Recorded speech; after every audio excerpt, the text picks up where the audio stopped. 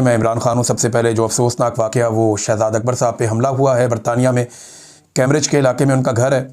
और मेरी अभी 2-3 दिन पहले उनसे एक मुलाकात भी हुई लुटन में, जो एतवार वाले दिन हमारा एक प्रोग्राम था ह्यूमन राइट्स के हवाले से, और वहाँ बड़ी तफसीली हमने बातचीत की। और इन ख़तरात का जो इजहार है वो पहले भी शहज़ाद अकबर साहब कर चुके हैं, और ये ऐसा नहीं है कि अचानक से हमला हो गया।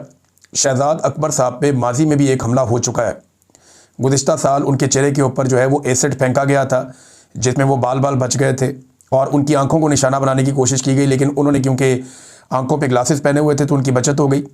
इसका भी मुकदमा दर्ज है, यहाँ पे इंक्वायरी हो रही है। आज तक बंदों का कुछ पता नहीं चला। और ये जो वाक़या है, पहले आपको थोड़ा सा वाक़या मैं बता देता हूँ। मेरी शहज़ाद अकबर साहब से बात हुई, वो ये बताते हैं कि सुबह 8:07 या 8 मिनट पे वो अपने घर में मौजूद थे, और क्योंकि यहाँ छुट्टियाँ चल रही हैं बरतानिया में क्रिसमस की, बच्चे भी घर में थे, फैमिली घर पे थी, तो जो दरवाज़ा है वो डोरबेल बजती है, और शहज़ाद अकबर साहब खुद दरवाज़ा खोलने के लिए गए। अब क्योंकि नींद में थे, उन्हें आइडिया नहीं हुआ, वरना वो देखभाल के दरवाज़ा खोल देते। इतनी सुबह कौन आया, बिल्कुल आप एक्सपेक्ट नहीं कर सक रहे होते। एक मरतबा पहले भी उन पर अटैक हुआ है, तो उन्हें थोड़ा विजिलेंट रहना पड़ेगा शहज़ाद अकबर साहब को। तो उन्होंने अचानक दरवाज़ा खोल दिया, और सामने जो शख्स खड़ा था, उसके बारे में जो शहज़ाद अकबर साहब बताते हैं कि लगभग 30 साल के आसपास का वो बंदा था, और सफ़ेद फार्म था। उसका जो बोलने का एक्सेंट था, उससे लगता है कि जैसे वो बरतानिया का ही रहने वाला, कोई यूरोपियन बंदा नहीं लगता। नॉर्मली अटैक के लिए जो बंदे हायर किए जाते हैं वो ये यूरोप साइड से आ जाते हैं, या ईस्टर्न यूरोप से आ जाते हैं, दीगर ममालिक से वो बंदे आ जाते हैं, वो आकर अटैक करते हैं, और अटैक करके क्योंकि सयाफ आम लोगों को भी हायर किया जाता है, बाज़ औक़ात वो हमला करते हैं और भाग जाते हैं।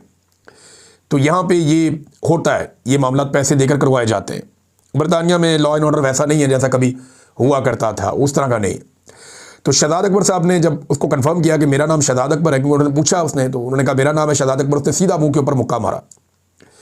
अच्छा, इस शख्स ने जो है वो चेहरे के ऊपर एक मास्क पहना हुआ था, और इसके हाथों पे ग्लव्स थे। ग्लव्स शायद उसने इसलिए पहने ताकि उसके कोई फिंगरप्रिंट्स वगैरह यहाँ पे ना रुकें, और किसी जगह पे उसकी उंगलियों के निशान नहीं होने चाहिए। उसके बाद उसने पै दर पे मुक्के मारे शहज़ाद अकबर साहब को। इनकी फैमिली आ गई अंदर से, और शहज़ाद अकबर साहब जो है वो उनके होश जाने लगे, क्योंकि जब आप अचानक से एकदम अटैक करते हैं और एक आदमी नींद से जागा है और वो एक्सपेक्ट भी नहीं कर रहा है इस तरह का हमला, तो ये बड़ा मुश्किल हो जाता है सर्वाइव करना। और वो मारने वाला जो है ना, वो जिस तरह शहज़ाद अकबर साहब ने मुझे सारी बात बताई है, तो मुझे ये बात तो बिल्कुल समझ आ गई कि वो प्रोफेशनल था। जो मारने के लिए आया था वो फाइटर था, वो प्रोफेशनल आदमी था, उसको पता था कैसे मारना है। जब शहज़ाद अकबर साहब गिरे, इसके बावजूद वो सिर्फ उनके मुंह पे मार रहा था, यानी उसका मकसद सिर्फ मुंह को ज़ख्मी करना था। वो लगातार मुंह पे मार रहा था। उसने सवाए अपने मुक्कों के किसी का इस्तेमाल नहीं किया, कोई ठुड्डा नहीं मारा, उसने कुछ और नहीं किया। वो गिरे हुए शहज़ाद अकबर साहब के ऊपर भी नीचे होकर उसने मुक्कों के साथ मारा और चेहरे को निशाना बनाया। जब शहज़ाद अकबर साहब की फैमिली आई, तो थोड़ा सा वो आदमी जो है चीखों पुकार सुन के बाहर की तरफ भागा। जब वो बाहर गया तो इन्होंने शहज़ाद अकबर साहब को उठाया, फिर वो वापस आ गए।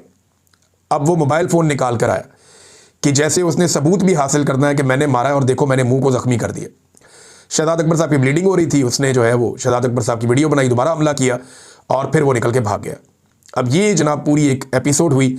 उसके बाद कॉल किया गया एम्बुलेंस को, बच्चे सहम गए, फैमिली जो है वो बहुत हरासा हुई इस वाक़े के बाद। फिर पहले जो है वो एम्बुलेंस को कॉल की जाती है, पुलिस आ जाती है, मेडिकल ट्रीटमेंट किया जाता है। शहज़ाद अकबर साहब को जो है वो पुलिस अपने पास रखती है ऑब्जर्वेशन में, और डॉक्टर भी उनका ट्रीटमेंट करते हैं। फिर शहज़ाद अकबर साहब का स्टेटमेंट भी लिया जाता है, और इस बीच में जो फॉरेंसिक वाले हैं या पुलिस के और दीगर इदारे हैं, वो वहाँ पे आके पूरा एक एक चप्पा चेक करते हैं, एक एक जगह को देखते हैं, वो अपनी इन्वेस्टिगेशंस करते हैं, जहाँ जहाँ पे CCTV कैमराज और फुटेजेस वगैरह मौजूद हैं, वो ये सारी चीज़ें इकट्ठी करते हैं। अब ये दूसरी मरतबा अफसोसनाक वाक़या पेश है शहज़ाद अकबर साहब के साथ। इससे पहले भी पॉलिटिशियंस के ऊपर बरतानिया में हमले हो चुके हैं।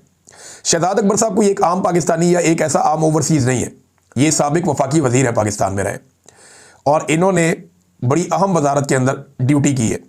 यानी ये एक यूनिट था पाकिस्तान में जो रिकवरी करता था, जो लूट मार का पैसा है उसकी रिकवरी का काम करता था, तो उसमें शहज़ाद अकबर साहब उसको हेड करते थे। अब ऐसी सूरत हाल में इनकी जान तो ख़तरे में है। बरतानिया ने इनसे पहले भी कहा था, बरतानिया की जो एजेंसीज हैं, जो पुलिस है, उन्होंने शहज़ाद अकबर साहब को मेरी इत्तला के मुताबिक ये कहा था कि आप यहाँ पे असाइलम ले लें, लेकिन शहज़ाद अकबर साहब ने असाइलम लेने से इनकार कर दिया। वो आज भी एक पाकिस्तानी शहरी की हैसियत से बरतानिया में रहते हैं, और यहाँ पे वो अपनी ज़िंदगी अपने बच्चों के साथ गुजार रहे हैं अपनी जान बचाने के लिए। अब इसका थोड़ा बैकग्राउंड देख लेंगे। कुछ अर्सा पहले DG ISPR ने एक प्रेस कॉन्फ्रेंस की, उसमें वीडियोस चलाई गई हम लोगों की। सबकी वीडियो चली, लेकिन शहजाद अकबर साहब की वीडियो पे स्पेसिफिकली DGISPR ने कहा कि हटाओ, मैं नहीं देखना चाहता। तो शहजाद अकबर साहब के चेहरे से उन्होंने नफरत का इजहार किया और फिर उनके चेहरे पर ही अटैक किया गया 24 तारीख की सुबह 8 बजे के बाद। मोहसिन नकवी साहब, ये जनाब शहजाद अकबर साहब के हवाले से 18 नवंबर को एक प्रेस कॉन्फ्रेंस करते हैं। ना सिर्फ शहजाद अकबर बल्कि बाकी सब लोगों को भी इसमें रगेटते हैं। उसके बाद एक प्रेस कॉन्फ्रेंस करते हैं नवंबर में। फिर ये 4 दिसंबर को जैन मेरियट से मुलाकात करते हैं जो बरतानिया की सफ़ीर है, और ख़बरें लगवाई जाती है कि शहजाद अकबर और दीगर लोगों को हमारे हवाले किया जाए। इसमें एक आदिल राजा साहब भी हैं और दीगर लोग भी हैं। फिर मेरा और साबिर शाकिर साहब का नाम आता है बार बार खबरों में कि इनको भी जनाब पकड़ के ले जाएंगे। मुझे कई लोगों ने इस बारे में रब्ता किया। मैंने कहा जब पकड़ेंगे तो आपको मौक़िफ़ भी देंगे जब कोई ऐसी चीज़ होगी। फिर हमें टेलीफोन कॉल आना शुरू हो जाती हैं। ये मुझे भी आई हैं, साबिर शाकिर साहब को भी आई है, शहजाद अकबर साहब को भी गालिबन ज़रूर बताया गया होगा। मुझे वो फ़िक्रमंद दिखाई दे रहे थे, लेकिन कोई स्पेसिफिक इन्फॉर्मेशन उन्होंने मेरे साथ पहले शेयर नहीं की थी। हाँ, वो ये ज़रूर कहते हैं कि उन्हें इस बात का ख़तरा मौजूद है कि उनके ऊपर बार बार हमला किया जा सकता है। हमें बाकायदा ये बताया गया कि आपको केयरफुल रहना होगा, आपके ऊपर अटैक हो सकता है। अभी जो 2 दिन पहले हमने एक प्रोग्राम किया था, उस प्रोग्राम में भी जब हम पहुँचे तो हमें ये इत्तला मिली कि वहाँ पर कुछ ऐसे लोग पहुँचाए गए हैं जो आपके ऊपर या तो अटैक कर सकते हैं या कोई हालात को ख़राब कर सकते हैं। लिहाजा हमें मौका नहीं मिला लोगों से ज़्यादा मिलने का, और हमने अपना पूरा प्लान तब्दील किया था। और उसके बाद फिर ज़्यादा लोगों से मिले बगैर अपना प्रोग्राम मुकम्मल करके हम चंद लोगों से मिले, और फिर हमें वहाँ से जो इंतज़ामिया है उन्होंने कहा जी आप निकले यहाँ से फ़ौरन। हमें फिर वहाँ से निकलना पड़ा। अब ये बरतानवी हुकूमत को देखना होगा कि एक साबिक फेडरल मिनिस्टर है, कैबिनेट का मेंबर है और एक इंपॉर्टेंट आदमी है, पाकिस्तान से उसका ताल्लुक़ है। बरतानिया में उसके ऊपर 2 मरतबा हमला हो चुका है। इस हमले के पीछे कौन लोग हैं? इस शख्स के बारे में एक और चीज़ उन्होंने कंफर्म की कि चेहरे के ऊपर उसने मास्क पहना हुआ था, यानी वो अपनी शनाख्त को छुपाना चाहता था। ये एक इंतहाई अफसोसनाक वाक़या है, और ये वाक़या बता रहा है कि किस तरीके से मुखालिफ आवाज़ों को कुचलने का रुझान बढ़ता चला जा रहा है, और ये बढ़ते बढ़ते पाकिस्तान से बाहर भी चला गया। कीनिया में पाकिस्तान के एक बड़े नामवर सहाफ़ी अरशद शरीफ, उन्हें शहीद भी कर दिया गया था। और लगातार जो लोग आज भी पाकिस्तान की रियासती इदारों के हवाले से ख़बरें दे रहे हैं या ये बता रहे हैं कि वो ज़्यादती कर रहे हैं, वो सियासत में मुदाखलत कर रहे हैं, और पाकिस्तान के हवाले से जो लोग इमरान खान के मौक़िफ़ को सुनवा रहे हैं, वो लगातार ख़तरे में, और ये ख़तरा ख़त्म नहीं हो रहा। ये नाज़रीन खबर है, मैंने आप तक पहुँचा दी है, और ये बात आप अपने जहन में रखिएगा कि ऐसी चीज़ें खौफज़दा नहीं कर सकती। ना तो शहजाद अकबर खौफज़दा है, ना इससे पहले कभी कोई और खौफज़दा हुआ। ये जो मर्ज़ी कर लें, ये काम तो होता रहेगा, ये सिलसिला रुकेगा नहीं। जब हमने ये काम शुरू किया ना, हमें इस बात का आइडिया था कि इसके नताइज क्या हो सकते हैं। पहले दिन ही पता था कि इसके नताइज क्या हो सकते हैं, और वो नताइज भुगतते भुगतते हम ये काम करते रहे। तो हमें आइडिया है कि आगे क्या हो सकता है, मैक्सिमम क्या हो सकता है, और जो हम कर सकते हैं वो हम करते रहेंगे। हमारा काम है आवाज़ उठाना, बोलना, और जमहूरियत के लिए, पाकिस्तान में आज़ादी है इज़हार राय के लिए, इंसानी हुकूक के लिए, मैंडेट के एहतराम के लिए, रूल ऑफ लॉ के लिए हम आवाज़ उठाते रहे हैं, हम आवाज़ उठाते रहेंगे। नाज़रीन, एक और जो अहम खबर है पाकिस्तान से, जब वज़ीर आज़म ने कहा कि जी आप मुज़ाकरात करने हमारे साथ आकर, तो इस पर पाकिस्तान तहरीक इंसाफ ने एक बड़ा स्मार्ट मूव खेला है। अब समझ आई कि इमरान खान साहब ने ये काम क्यों किया था। उन्होंने कहा जी कि आप जाने और तहरीक तहफ़्फ़ुज़ आईन पाकिस्तान जाने। इमरान खान साहब ने ये मैंडेट की मुज़ाकरात करनी है या नहीं करने, मामला किधर जाना है, ये इमरान खान साहब ने दिया हुआ है तहरीक तहफ़्फ़ुज़ आईन पाकिस्तान के लोगों को। PTI ने कोई मुज़ाकरात नहीं करने, हमारी तरफ से सुरख झंडी है।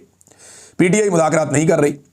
PTI तो करेगी एहतजाज, स्ट्रीट मूवमेंट का आगाज़ करेगी, जिसका इमरान खान साहब ने कहा हुआ है। तो हम तो करेंगे जनाब अपना वो काम, ये पाकिस्तान तहरीक इंसाफ ने कह दिया, हमारी तरफ से मुज़ाकरात नहीं है। हाँ, तहरीक तहफ़्फ़ुज़ आईन पाकिस्तान के साथ आपने मुज़ाकरात करने हैं, वो इमरान खान साहब से आप उनकी मुलाकात करवाएं, वो जाने और इमरान खान साहब जाने। तो PTI ने, जो नॉर्मली होता है ये था कि जब भी कभी मुज़ाकरात होते थे तो PTI की एहतजाजी तहरीक मुतासर हो जाती थी कि जनाब एक तरफ एहतजाजी तहरीक चल रही है, एक तरफ मुज़ाकरात चल रहे हैं, ये किस तरह की तहरीक है। तो अब PTI कह रही है जी हमारा फोकस सिर्फ तहरीक पे, हमारे लीडर ने कह दिया हमने मुज़ाकरात नहीं करने, हम तहरीक चलाएंगे। तहरीक तहफ़्फ़ुज़ आईन पाकिस्तान कह रही है ठीक है आपने मुज़ाकरात करने हैं, तो नए मीसाक जमहूरियत पर बैठ जाते हैं। अब इसमें जो इमरान खान साहब के दस्तखत है वो हम करवा लेंगे, ये उन्होंने गारंटी दी। नया चीफ इलेक्शन कमिश्नर लाया जाए और नए इंतखाबात करवाए जाए, ये 2 शराइत उन्होंने रख दी तहरीक तहफ़्फ़ुज़ आईन पाकिस्तान ने। नया मिसाक जमहूरियत कर देते हैं। मिसाक जमहूरियत क्या 2006 में अपोजिशन जमातों ने किया था। उस वक्त का डिक्टेटर परवेज़ मुशर्रफ मिसाक जमहूरियत के खिलाफ था। उस वक्त की जो पॉलिटिकल पार्टी परवेज़ मुशर्रफ के साथ खड़ी थी वो मिसाक जमहूरियत का हिस्सा नहीं बनी। तो याद रखिएगा, मिसाक जमहूरियत आपने कह तो दिया, लेकिन मिसाक जमहूरियत का हिस्सा कभी भी जो हुकूमत में शामिल जमातें हैं वो नहीं बनेगी। यानी आज जो काम PMLN कर रही है वो कल को काफ लीग कर रही थी माजी में परवेज़ मुशर्रफ के दौर में।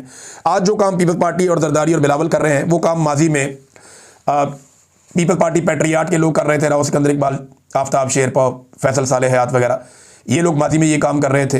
तो ये बात आपको जहन में रखनी पड़ेगी कि जो लोग एस्टेब्लिशमेंट के साथ खड़े होते हैं वो मिसाक जमहूरियत का हिस्सा नहीं बना करते।